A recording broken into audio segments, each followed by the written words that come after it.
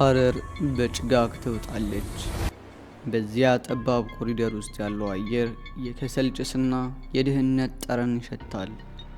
የሰይፉ እናት እጆቻቸው በሳሙና ተልጠው የጣቶቻቸው አሻራ እስኪጠፉ ድረስ ልብስ አጥበው ሲመለሱ ቤት ውስጥ የሚጠብቃቸው ብቸኛው ቅንጦት የልጃቸው የሰይፉ ፊት ነበር።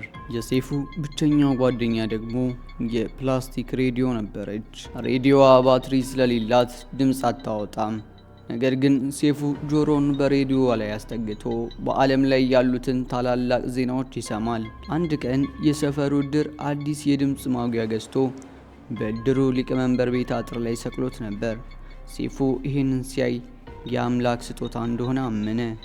አንድ ቀን ከሰዓት በኋላ የሰፈሩ ሰው ሁሉ በየቤቱ ተኝቶ ሳለ የ10 ዓመቱ ሰይፉ የእድሩን ድምፅ ማጉያ በድብቅ አገኘው። ነገር ግን የመጀመሪያው እንግዳ ማን ይሁን? ሰይፉ ዞር ብሎ ሲያይ የሰፈሩ ሞገደኛ የሆነች ጮምቤ የተባለች አሮጊት ፍየል የጎረቤትን ጎመን ቅጠል እየበላች አገኛት። በድንገት የተኛውን የሰፈሩን ሕዝብ የሚያባንን ልክ እንደ ሬዲዮ ጋዜጠኛ የተቀነባበረ የልጅ ድምፅ ከማጉያ አስተጋባ። የሰፈሩ ሰው በድንጋጤ ከእንቅልፉ ነቅቶ ወደ ውጭ ሲወጣ ድምፁ ቀጠለ። ድምፅ ማጉያው ላይ የፍየሏ ድምፅ አስተጋባ። ሰይፉ በተረጋጋ የጋዜጠኛ ድምፅ መለሰ። እስቲ ጮምቤ፣ ትናንትና የጋሽ በቀለን ጎመን ያለምንም ርህራሄ ስትበይ ምን ተሰማሽ? ፍየሏ በድጋሚ። ሰይፉም አዎ የኑሮ ውድነቱ እንዳስገድድሽ ይገባኛል፣ ግን የጋሽ በቀልን ሚስት ለቅሶ አልሰማሽም? እንግዲህ ውድ አድማጮች፣ ጮምቤ ጥፋቷን በማመን ህዝቡን ይቅርታ ጠይቃለች። ይህንን የሰማው የሰፈሩ ህዝብ የኑሮ ብሶቱን የዕዳ ጭንቀቱን ሁሉ ረሳ። ሰዎቹ ሆዳቸውን ይዘው በሳቅ ተንፈራፈሩ። የእድሩ ሊቀመንበር በቁጣ ዱላ ይዞ ሊያባረረው ሲመጣ የ10 ዓመቱን ልጅ እንደ ጀግና ጨበጨበለት። በዚያች ቅጽበት ሰይፉ አንድ ነገር ተረዳ። ሳቅ የሰዎችን የልብ ስብራት የሚጠግን ሚስጥራዊ መድኃኒት ነው። ይህች የልጅነት ገጠመኝ ግን በህይወት አዙሪት ውስጥ ትንሿ ብልጭታ ነበረች። ሰይፉ አድጎ ወደ ትክክለኛው የሚዲያ ዓለም ለመግባት ሲሞክር እውነታው ከሰፈሩ ማጉያና ከጮምቤ ፍየል እጅግ የከፋ ሆኖ ጠበቀው። አዲስ አበባ ውስጥ ያሉ የሬዲዮ ጣቢያዎችን በር ማንኳኳት ጀመረ። ጫማው ተቀዶ ጣቶቹ መሬት እስኪነኩ ድረስ ዝናብና ፀሐይ እየተፈራረቀበት በየስቱዲዮ በሮች ላይ ቆመ። የሬዲዮ ፕሮዲውሰሮች ግን በሩን ፊቱ ላይ ይዘጉበት ነበር። አንደኛው ፕሮዲውሰር የተናገረው ቃል ዛሬም ድረስ በሰይፉ ጆሮ ውስጥ ያቃጭላል። አንተ ልጅ የሬዲዮ ድምፅ የለህ። ድምፅ ልክ ያልተቀባ የብረት በር ሲከፈት የሚያሰማውን ጮት ነው የሚመስል። የጋዜጠኝነት ህልምህን እርሳውና ሂድና ዕቃ አውርድ ብሎ ከቢሮ አባረረው። ያቺ ቀን ለሰይፉ የዓለም መጨረሻ ነበረች። ከጣቢያው ወጥቶ ኃይለኛ ዝናብ እየዘነበ ፒያሳ አካባቢ በሚገኝ አንድ አሮጌ ህንፃ በረንዳ ስር ተጠለለ። ልብሱ በዝናብ ርሷል። ሆዱ በረሃብ ይጮሃል። ተስፋ ቆርጦ የሰራ አካላቱ እየተንቀጠቀጠ መሬት ላይ ተቀመጠ። እንባው ከዝናብ ውሃ ጋር ተቀላቅሎ በጉንጮቹ ላይ ፈሰሰ። በቃ አበቃ፣ ህልሜ እዚህ ላይ ሞተ ብሎ አሰበ። ግን ልክ በዚያሽ የጥልቅ ሐዘን ቅጽበት ፊት ለፊቱ አንድ ውሻ የዝናብ ውሃ በተጠራቀመበት ትንሽ ጉድጓድ ውስጥ የራሱን ጥላ አይቶ ሲጮህና ከራሱ ጥላ ጋር ሲጣላ ተመለከተ። የውሻው አላስፈላጊ ትግል የራሱን ከንቱ የህይወት ትግል አስታወሰው። በእንባው መሃል ድንገት አንድ ትንሽ ፈገግታ በከንፈሩ ላይ ታየች። ፈገግታው ወደ ጥልቅ ሳቅ ተቀየረ። ብቻውን በዝናብ ውስጥ ሆኖ እንደ እብድ በከፍተኛ ድምፅ መሳቅ ጀመረ። ያ በዝናብ ውስጥ በእንባ ታጅቦ የተፈጠረው ሳቅ ተራ ሳቅ አልነበረም። የህመሙን ጣሪያ ጥሶ የወጣ የነጻነት አዋጅ ነበር። አዎ፣ በዚያች ሌሊት ከበረንዳው ስር የተነሳው ወጣት የሬዲዮ በሮችን ሰብሮ መግባት ችሏል። ታዲያስ አዲስም ወለደ። የኢቢኤስን ቴሌቪዥን ተቆጣጠረ። ዝናው ኢትዮጵያ ሞላ። ሰይፉ ፋንታሁን የኢቢኤስ ቲቪ ሾው ንጉስ ሆነ። አሁን ላይ ሰይፉ ፋንታሁንን እሁድ ማታ ቴሌቪዥን ስንከፍት በፈገግታ ተሞልቶ በጣቱ ጠረጴዛውን መታ መታ እያደረገ እንግዶቹን ሲያፋጥጥ እናየዋለን። የሰይፉ ልዩ ተሰጥኦ የሰዎችን ጥርስ ማውለቅ አይደለም፣ የሰዎችን የልብ ጓዳ መበርበር ነው። አንድ እንግዳ ወንበሩ ላይ ከተቀመጠ መናገር የማይፈልገውን ምስጢር ደብቆ የኖረውን ሐዘን ወይም ማንም የማያውቀውን የህይወት ገመና ሳያውቀው አውጥቶ እንዲዘረግፍ ያደርገዋል። ነገር ግን ሰይፉ ሌላ አስገራሚ ሱስ አለው፣ የቫይራል አባዜ። ቲክቶክ ወይም ፌስቡክ ላይ ዛሬ አንዲት አጭር ቪዲዮ ተለቆ ታዋቂ የሆነ ሰው ካለ ያ ሰው እሁድ ማታ ሰይፉ ፊት መቀመጡ አይቀርም። አንዳንዴ ገና ቪዲዮ ቫይራል መውጣቱን ሰዎች ራሳቸው ሳያውቁ የሰይፉ መኪና በራቸው ላይ ቆሞ ይጠብቃቸዋል። ሆኖም ከምናየው ተጫዋችና አፋጣጭ ጋዜጠኛ ጀርባ ሌላ ሰይፉ አለ።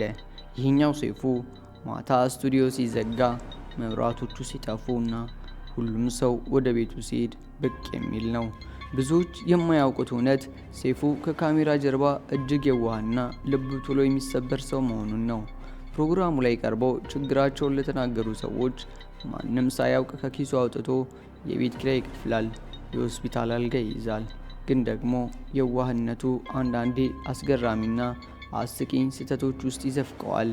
ነገር ግን የሰይፉ የቫይራል ሰዎች አባዜና ሚስጥር የማውጣት ፍላጎት በታሪክ ከፍተኛውን ዋጋ ያስከፈለውና ኢትዮጵያን በሳቅ ያንፈረፈረው የእንጀራው ፈላስፋ በተባለው ክፍል ነበር። ነገሩ እንዲህ ነው።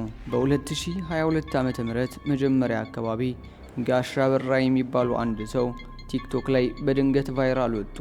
የጋሻ በራ ተሰጥኦ አዲስ የተጋገረ እንጀራ ላይ ያሉትን አይኖች በመቁጠርና በማየት ብቻ የሰዎችን የልብ ሚስጥርና የፊት ለፊት እጣ ፋንታ እናገራለሁ ይላሉ። ቪዲዮአቸው በሚሊዮኖች ታየ። ሰይፉ ይህንን ሲያይ ከመቀመጫው ተነሳ። ይህ ሰውዬ እሁድ ማታ ስቱዲዮ ውስጥ መገኘት አለበት ብሎ ወሰነ። የሰይፉ ዓላማ ጋሻ በራን አፋጦ የሰዎችን ሚስጥር በእንጀራ አይና ያለው የሚለው ውሸት መሆኑን አጋልጦ ተመልካቹን በሳቅ ማዝናናት ነበር። እሁድ ማታ ደረሰ። ስቱዲዮ በህዝብ ተሞልቷል።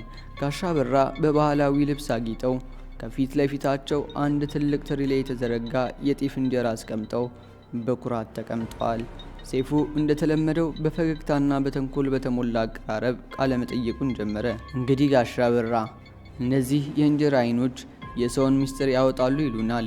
እስቲ እኔ ሰይፉ ፋንታውን ማንም የማያውቀውን ከልቤ የደበኩትን ሚስጥር በዚህ እንጀራ ላይ አይተው ይንገሩኝ።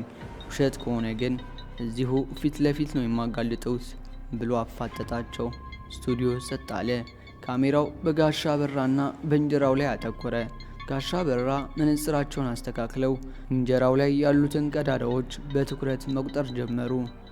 1 10 20 እረ ጉድ ሰይፉ አሉ በድንጋጤ አይናቸው ፈጦ። ሰይፉ እየሳቀ ምን ነው ጋሻ በራ ምን አዩ? ቤቴ ውስጥ ወርቅ ደብቅ ያለው በማለት ህዝቡን አሳቀ።